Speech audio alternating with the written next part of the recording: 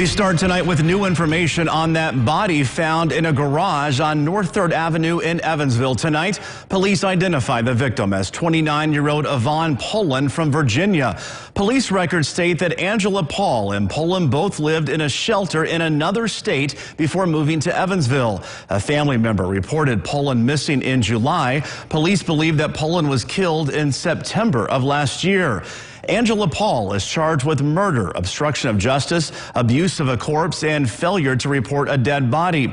Paul's mother, Joan Paul, and her husband, Gary Anderson, face charges of obstruction of justice, abuse of a corpse, and failure to report a dead body. Joan Paul and Gary Anderson moved from that house on North 3rd back in May. After police were told that a body could be below the garage floor, officers noticed that part of the floor had a different color and texture. The coroner believes that Poland died from blunt force trauma. Detectives also believe that Angela Paul was the payee on Poland's disability checks, but stopped after her death. For more details on this case, we have the affidavits posted on our website, tristatehomepage.com.